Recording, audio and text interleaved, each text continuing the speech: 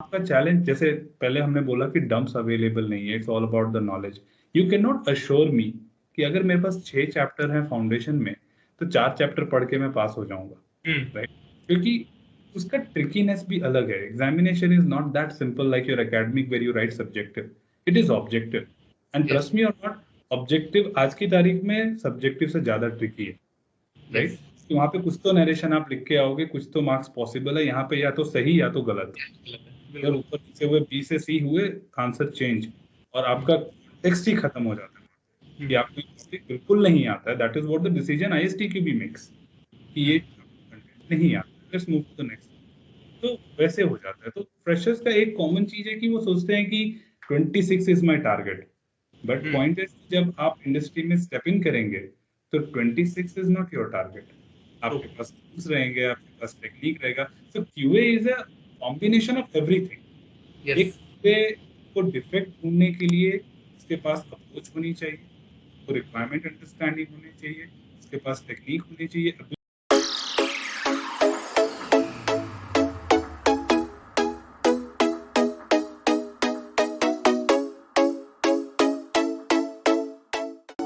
So hey Neeraj, welcome to the Salesforce Testing Guy. How are you?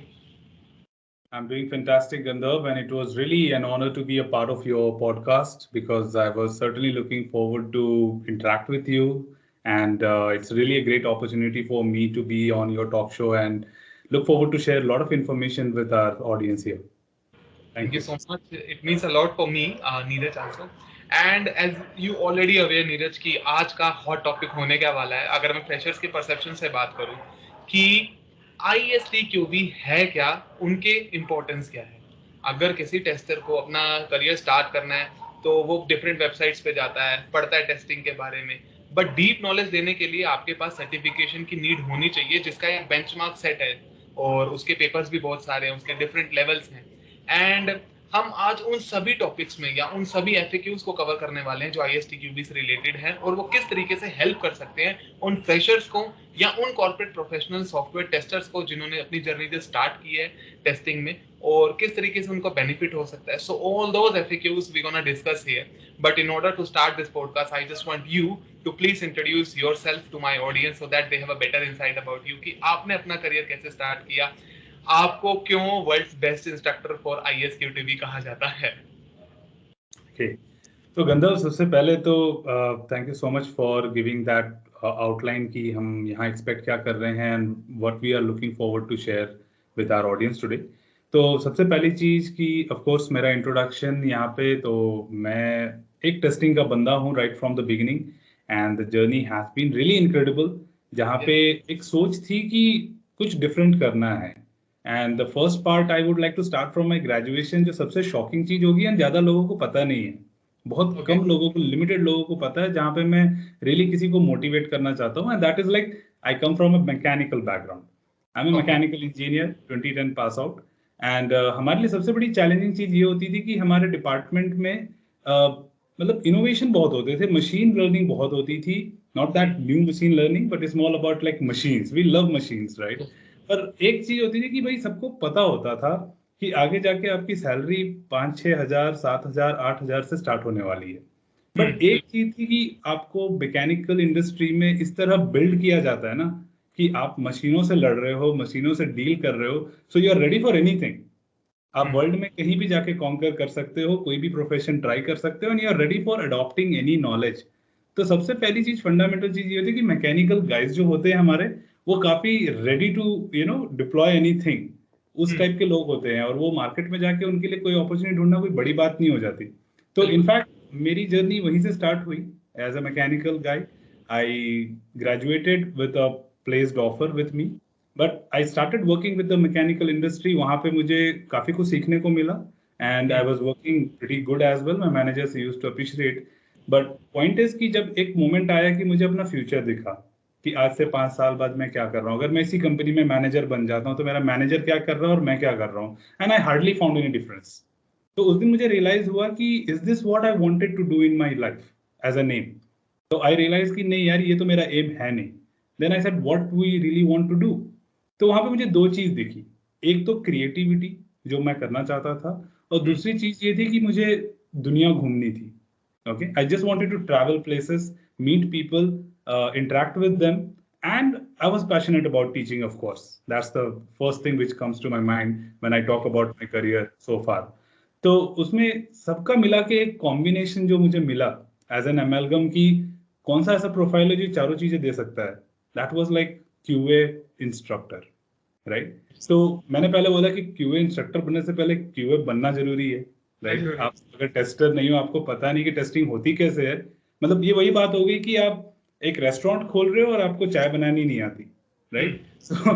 तो I went through a particular course जो diploma in software testing था एक institute में, वहां पे मैंने टेस्टिंग की लर्निंग्स की पूरी, and then I started getting some offers and all. तो मैंने अपनी क्यूए की जर्नी वहां पे स्टार्ट की as a manual tester, switched into automation etc, और काफी टूल्स एक्सप्लोर किए मैंने, अपना पोर्टफोलियो स्ट्रॉन्ग बनाना शुरू किया क्योंकि my end goal was to become an instructor, right? And instructor बनने के लिए आपके पोर्टफोलियो में जितना ज्यादा बैजेस दिखते हैं, आपकी वैल्यू उतनी ज्यादा रहती है मार्केट में कि या this is someone who knows everything differently and he can compare those things for us, right? तो पॉइंट ये था। तो वहां पे जर्नी स्टार्ट हुई and I started delivering some sessions, and धीरे धीरे करते करते वो इस लेवल पे आ गया है आज कि पीपल नो मी बाय ISTQB इंस्ट्रक्टर, राइट? तो वहाँ पे इंकरेजमेंट मिला कि हाँ भाई, अगर टेस्टिंग में है तो आपके लिए सर्टिफिकेशन कौन सी है, क्योंकि अगर जावा की बात करें, ओरेकल की बात करें, ऐसे कितने सारे मॉड्यूल हैं, सेल्स फोर्स की बात करें, तो हर सब्जेक्ट का एक सर्टिफिकेशन होता है।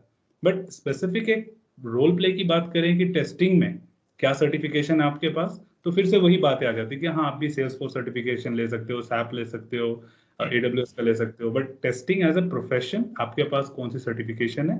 तो answer is ISTQB, right? So this journey has been really incredible. So far, I have been to more than 100 plus organizations in more than 26 countries. And the best part is people loved when I interacted with them, shared with them. Initially, थोड़े challenges आए थे, जैसे कि अपने से बड़ों को पढ़ाना। I used to be a part of some sessions like test manager session हो गए, तो उस टाइम मैं खुद टेस्टर था, but I was qualified with the test manager certification, तो लोग मुझे बुलाते थे, and people used to look with that weird look, right? कि ये बच्चा क्या बताएगा हमें, हमारी दाढ़ी और बाल दोनों सफेद हो गए हैं और इसका तो अभी करियर ही शुरू हो रहा है। तो मैं लिटरली उनके सामने सरेंडर कर देता था कि सर आप मुझे 1 घंटा दे दो, ठीक है? क्योंकि एक ईगो होता है ना कि उनका भी एक ego है कि भाई मैं बच्चे से क्यों पढ़ूंगा, ये क्या बताएगा मेरे को, फिर अपना सेल्फ रेस्पेक्ट होती है वो चीज। तो they I just used to surrender myself कि आप मुझे 1 घंटा दे दो, और उस 1 घंटे में मैं जो बताऊंगा, अगर आपको लगता है कि ये बंदा काम का है तो हम 3 दिन कंटिन्यू करेंगे, नहीं तो मैं अभी अपना बस्ता बांधूंगा और मैं चल रहा हूँ, अगर आपको कि नहीं कुछ नहीं कर सकता। तो I have been through challenges, it's not that कि ये जर्नी बहुत इजी रही है, and that challenges overcoming is the most important part, जहाँ पे today you can tell me that कि yes, you have a title world's best instructor and there are audience who are looking forward to us, and it's been like merciless thing कि भाई मैं किसी के बारे में ऐसा नहीं सोचता कि ये बंदा मेरे से पूछ रहा है तो मुझे इससे क्या मिलने वाला, right? We don't expect anything, it's just that कि आज की तारीख में मेरा एक एम है, in my introduction I would like to add कि आज की तारीख में मेरा एक एम है to build a better QA community. वो रिस्पेक्ट क्यूए कम्युनिटी को दिलानी है, जो आज के डेट में मिथ बना हुआ है कि QA is easy, anybody can do it. तो उसके लिए काफी चीजें हैं जिसमें एक इंग्रेडिएंट आपका ISTQB भी बन जाता है।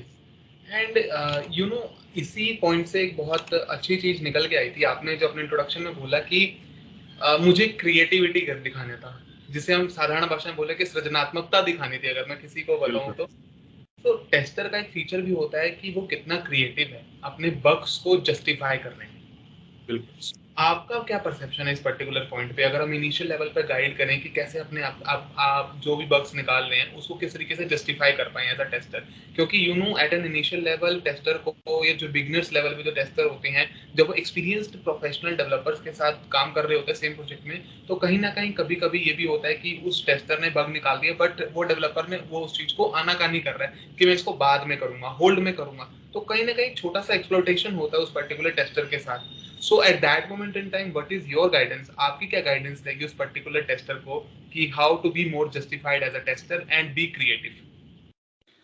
गंधर्व, एक कंटेंट है हमारे पूरे सिलेबस की बात करें अगर तो, और हम डिस्कस करें कि भाई टेस्टिंग की इतनी बड़ी जर्नी है, कुछ तो ऐसा होगा, तो ऑब्वियसली हमारे पास एक एक छोटा सा कॉन्सेप्ट है जिसको हम बोलते हैं साइकोलॉजी ऑफ टेस्टिंग।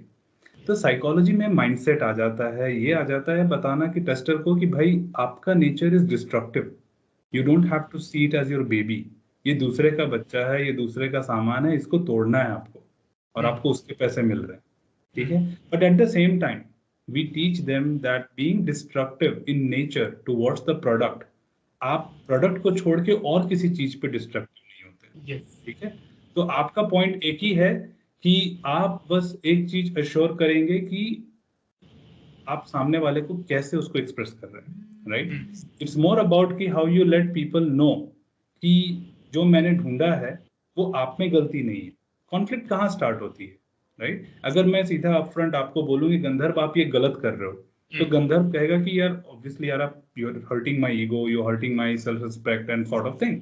अगर यही चीज मैं उसको गेम जहां से स्टार्ट होता है कॉन्फ्लिक्ट, एग्जैक्टली बिल्कुल वहीं पे स्टार्ट होता है कि आपकी फिंगर किस तरफ जा रही है, ठीक है। इफ यू से कि गंधर्व आपने जो कोड बनाया है उस कोड में एक प्रॉब्लम है, then Gandharv doesn't feel anything bad about it, as simple as that. The point is कि आपके बोलने के तरीके से communication is the foremost important part which a tester has to be worried about. कि आप किस तरह से इस चीज को एक्सप्रेस करते हैं। That's the first thing what you asked me कि एक टेस्टर को कैसे एक्सप्रेस करना चाहिए। तो it's all about the set of protocols, the communication which you make, how you express your finding to the counterpart who is the one who is working on it, है ना। तो उसमें tester को इस चीज का ध्यान रखना है कि आपकी communication should be fact focused, neutral and should be always collaborative. आपको सामने वाले को बस ये एहसास दिलाना है कि we both are working together to build this product as a quality one. और हमारा जो ऑब्जेक्टिव है डिफेक्ट को ढूंढना या बग को फाइंड करना is all to improvise the quality, not to justify कि आप उस लेवल के नहीं हो, right. So and but sometime it happens कि आप उस चीज को ध्यान नहीं देते, कभी आपके मुंह से कुछ गलत निकल गया, और mainly written communications are very bad in terms of like it can not be erased, right? It retains for longer duration. तो being a tester, my advice would be here कि आप जब भी किसी डिफेक्ट को आप शेयर करते हैं या रिपोर्ट करते हैं या लॉग करते हैं अपने टेस्ट मैनेजमेंट टूल्स में, या anyways this is dynamic part. अगर स्टैटिक टेस्टिंग की बात करें तो आप अपफ्रंट रिव्यू कर रहे हैं, प्रोडक्ट ओनर को या बीए आपको स्टोरी बता रहा है और आप वहां पे क्वेश्चंस रेज कर रहे हैं, तो make sure that your wordings, your communication, your statements are all neutralized to the product, not to the people. And you know एक यही चीज से निकल के आती है कि क्रिएटिविटी वहां से आती है जब हम बग और फीचर में डिफरेंशिएट को समझने लग जाते हैं अपने एक्सपीरियंस के साथ। एंड इसके लिए डॉक्यूमेंटेशन पार्ट, वो बहुत सारी चीजें होती हैं जो टेस्टर की लाइफ में बहुत बड़ा रोल भी प्ले करती हैं, क्योंकि अगर SRS होगा तो टेस्टर्स को ये कंफ्यूजन भी नहीं रहेगा इनिशियल लेवल पे कि यार ये बग है तो इसको मुझे बग ही ट्रीट करना है, इसको फीचर या कुछ नया ट्रीट नहीं करना है। तो ये चीज भी वहीं से कवर हो जाती है अगर अगर जस्टिफिकेशन की बात हो।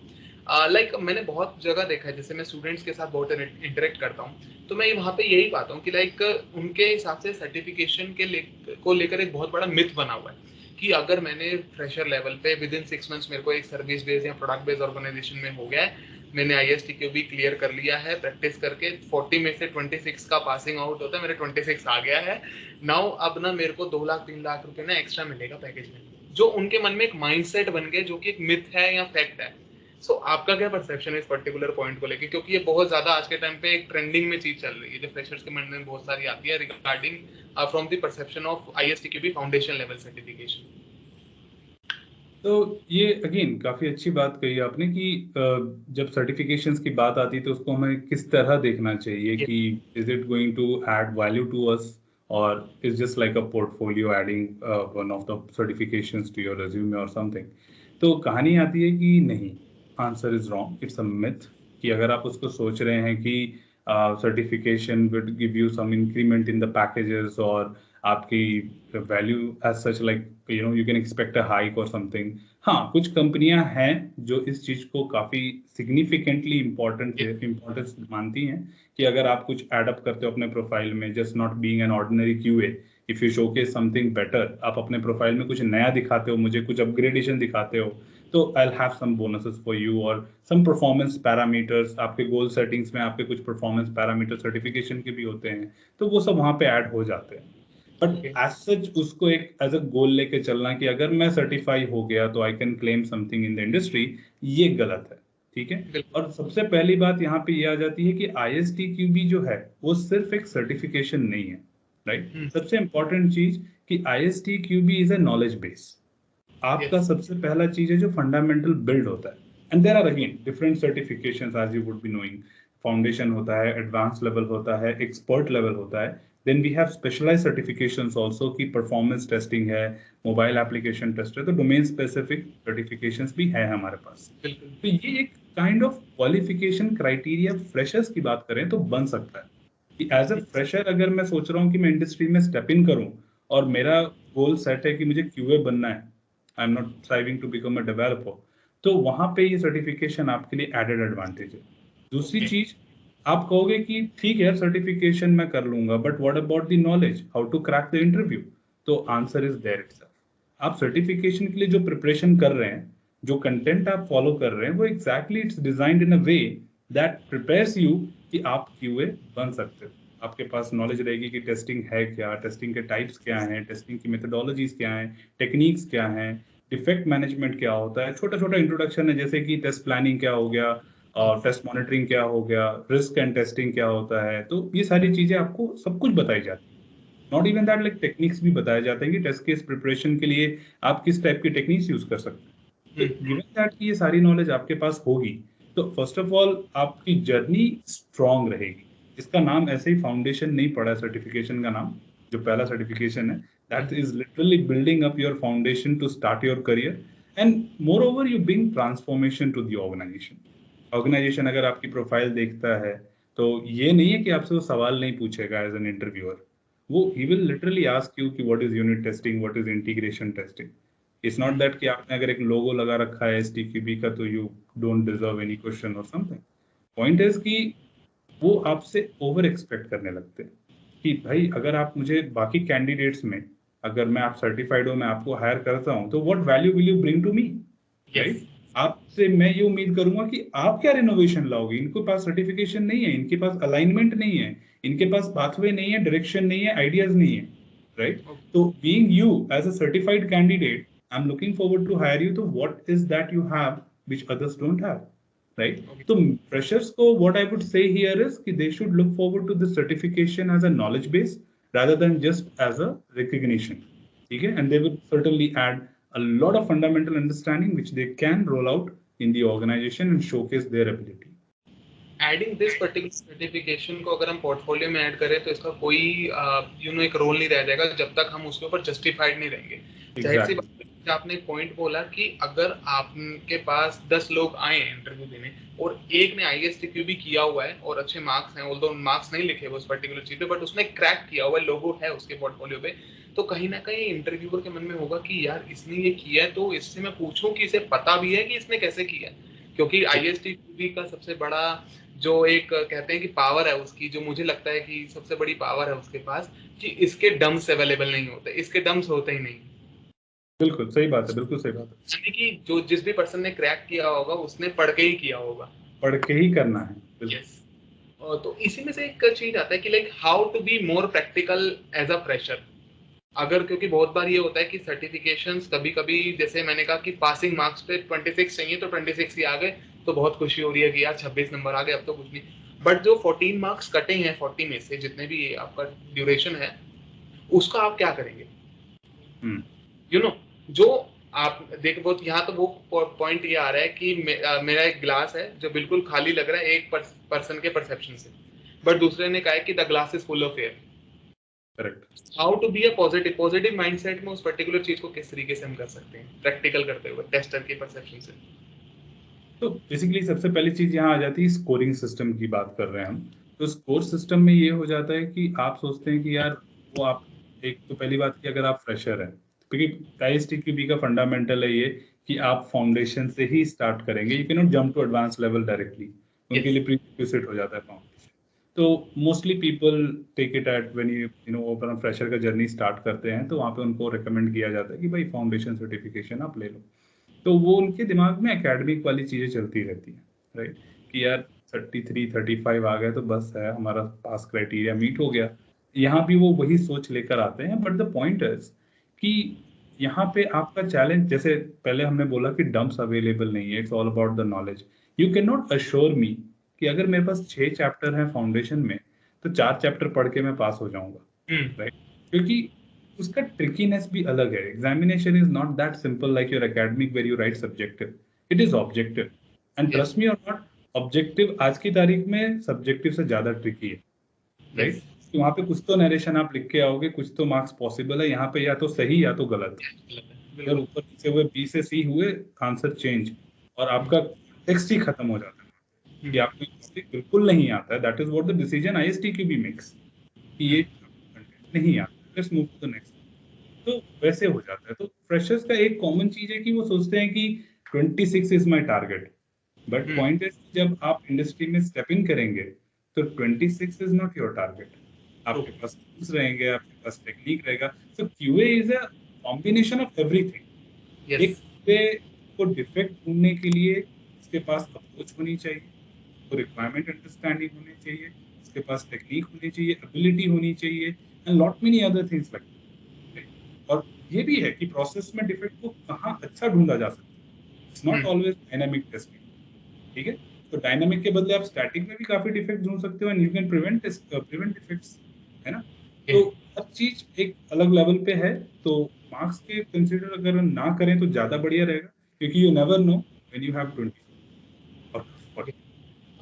इसी में से एक चीज आती है कि इनिशियल लेवल पे मतलब अगर मैं जैसे इस समय 2022 चल रहा है, 2022 चल रहा है, आज से 5 साल पहले की पिक्चर हम देखें तो उस समय इतना डिमांड नहीं था सर्टिफिकेशंस को लेके, बट आज स्टार्टअप्स ने बहुत ज्यादा अपनी प्रोडक्ट क्वालिटी को इम्प्रूव करते हुए बहुत ज्यादा टेस्टिंग टीम्स, कीवर्ड टीम्स को बहुत ज्यादा प्रेशराइज करना है, पॉजिटिव में प्रेशर करना शुरू कर दिया कि गो फॉर ISTQB।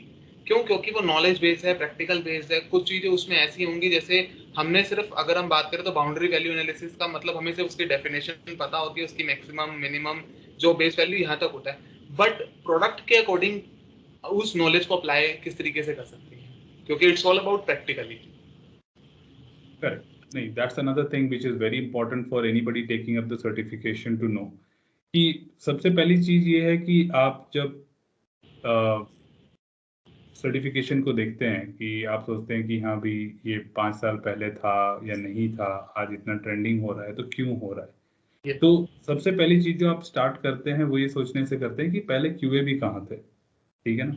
बहुत लिमिटेड क्यूए थे, और उस टाइम क्यूए की मतलब कोई ऐसा पोर्टफोलियो देखा नहीं जाता था। लोग सोचते थे कि यार क्यूए में घुस गए तो हम नॉन टेक्निकल काम कर रहे हैं यार, या फिर कोई भी कर सकता है। आज की तारीख में अगर देखें तो फॉर एग्जांपल आपका एग्जांपल ले लेते हैं, सेल्सफोर्स टेस्टिंग गाय, राइट। सेल्सफोर्स टेस्टिंग करने के लिए आपके पास ऐसी कौन सी नॉलेज नहीं है जो डेवलपर के पास है।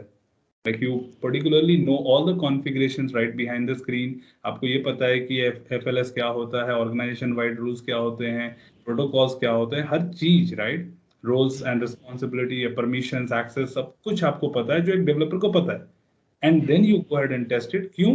क्योंकि आज टेक्नोलॉजी ड्रिवन चीजें, राइट। आज चीजें ऐसी हैं कि एक टेस्टर से एक्सपेक्ट किया जा रहा है कि तुम्हें जावा आता है कि नहीं। तो point is you are not going to write Java, but you are going to test Java. In order to test Java, I should know how it is written, what is the syntax. तो वो ही चीज यहाँ भी है।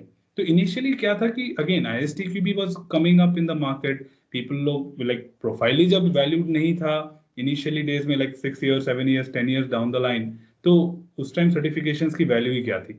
But आज आप देखेंगे कि ISTQB को कंपनीज रिकग्निशन दे रही है, ओके, रिटर्न में कह रही है कि भाई आपसे अच्छा सर्टिफिकेशन मार्केट में है नहीं, क्योंकि बाकी बॉडीज हैं। There are, you must be surprised to know कि there are 3 more bodies who are giving QA certifications, और उनके एक के भी नाम पता नहीं होंगे आपको।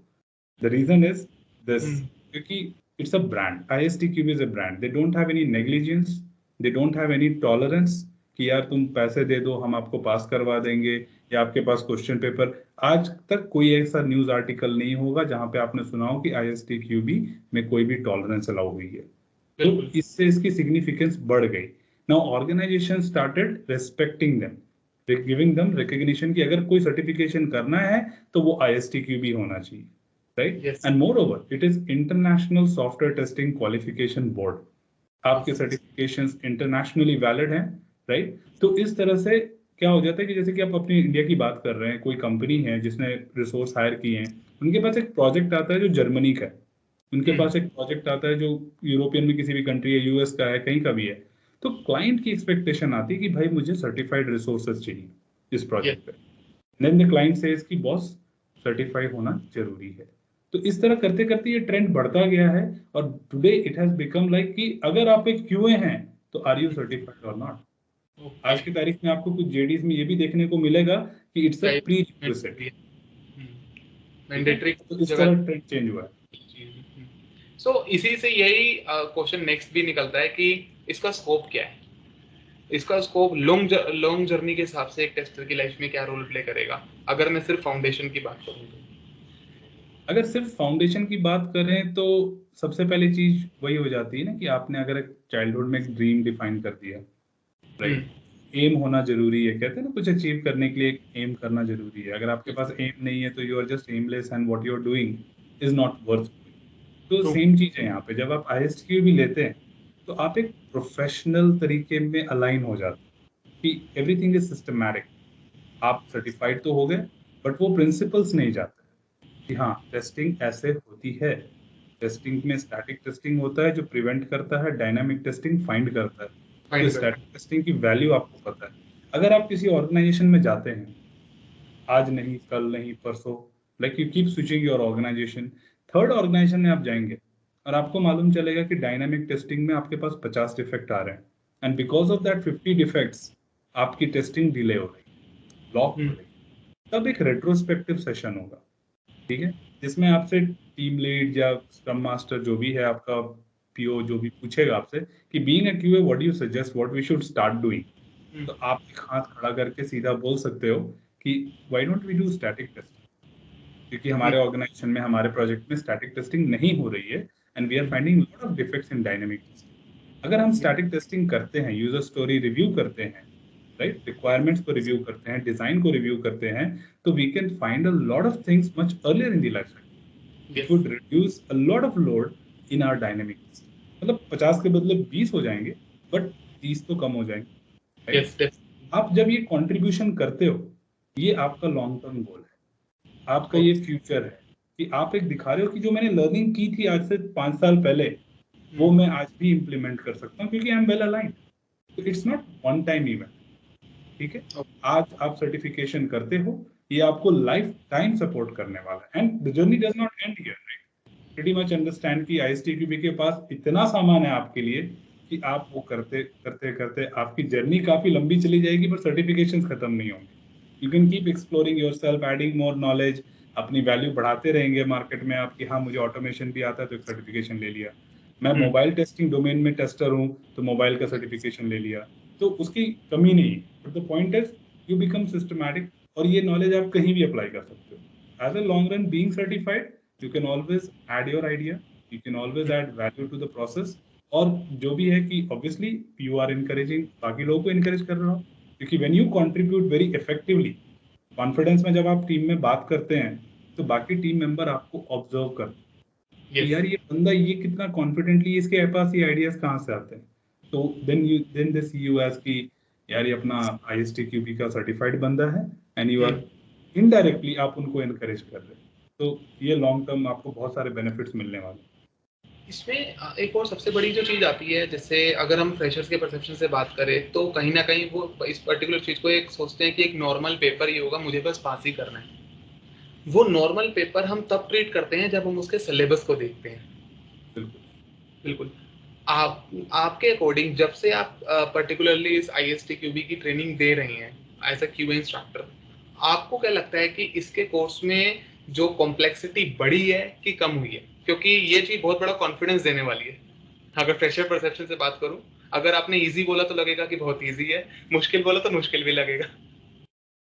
नहीं, एग्जैक्टली आई थिंक ये एक और चीज हो जाएगी जो सर्टिफिकेशन टेकर्स के लिए काफी अच्छा इनपुट रहेगा कि सबसे पहली चीज तो ये है कि ये जो सर्टिफिकेशन है वो सर्टिफिकेट ऑफ प्रोफेशन है, Yes. जो आप कोई नहीं देता, राइट? True. ISTQB एक लौती बॉडी है जो just like a doctorate degree, just like engineering degree, वो आपको ऊपर लिख के देता है certificate of profession. That means you can practise this job now. तो when it comes to the examination they expect you to be a part of that. मतलब वो आप सिलेबस की जिस तरह से प्रिपरेशन करते हो वो उस इनलाइन ही रहता है, उसके इनलाइन, राइट? तो दे डोंट एक्सपेक्ट यू कि हाँ आपने एक बेसिक फंडामेंटल और उसको रट लिया है तो आप आंसर करके करके पास हो जाओगे, वो नहीं होने वाला है। And these are well proof.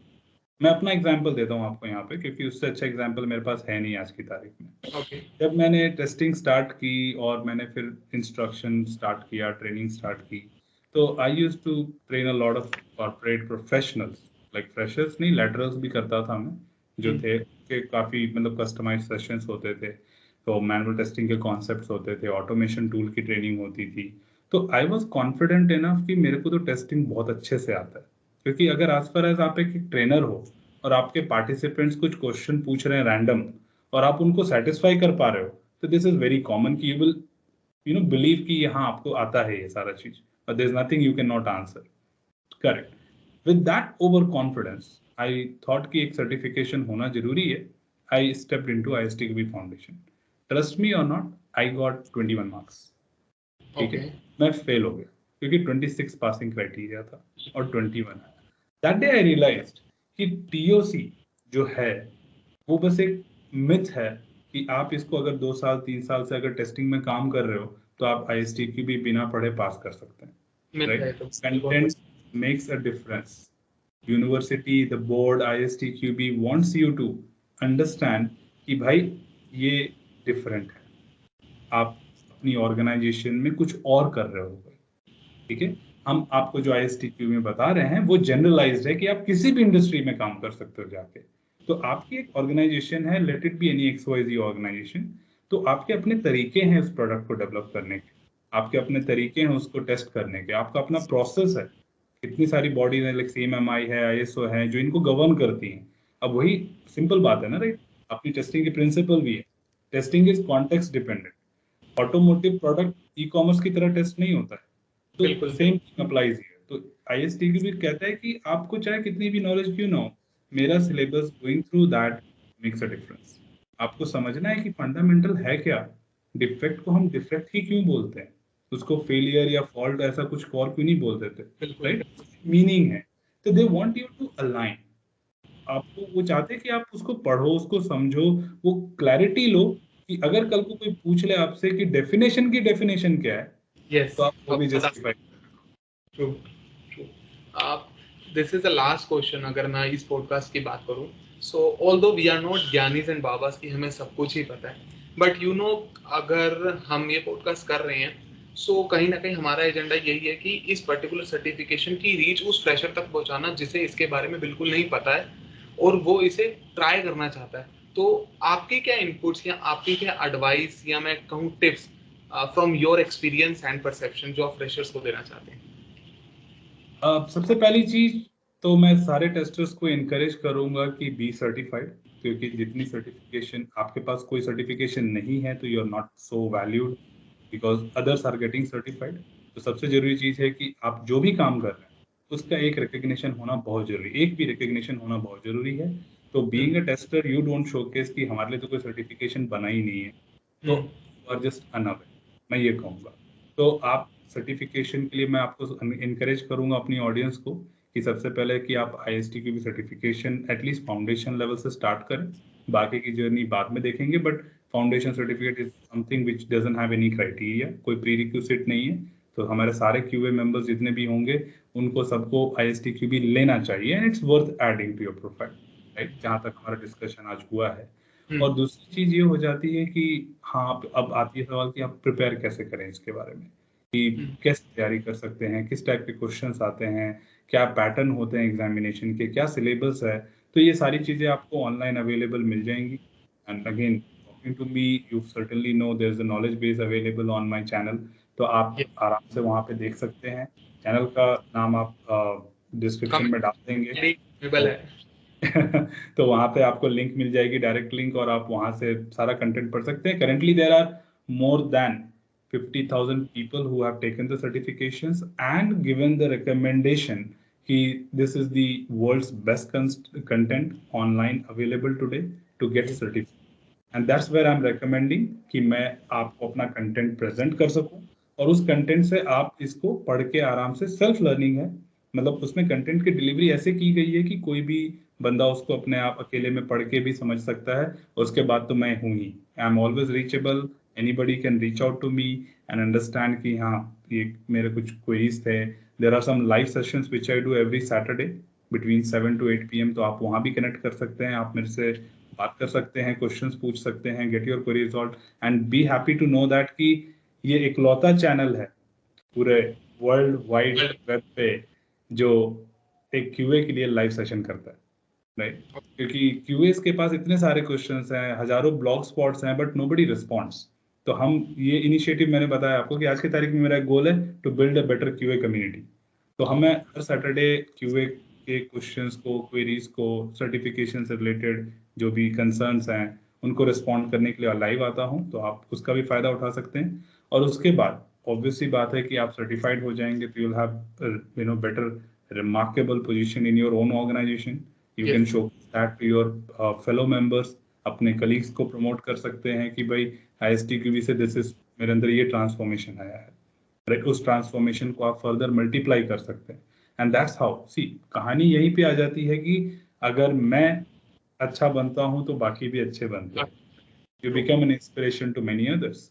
तो आप पहले सर्टिफिकेशन लेंगे, फिर आपके ऑर्गेनाइजेशन में काफी लोग आपसे इंस्पायर होंगे, and just not building up your profile, you are even making other people better, right? तो काफी कुछ है आपके लिए, बट बस मैं ये कहूंगा कि look forward to these certifications and make it better. Thank you so much, Neeraj, for sharing your valuable time and sharing your valuable key points.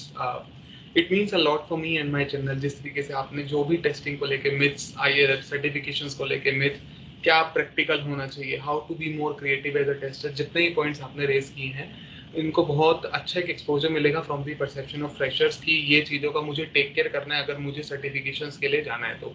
And I must say thank you so much once again Neeraj for joining. It means a lot. It's all my pleasure to be here. Thank you so much, Gandhar, for hosting. Okay, bye bye. Thank you.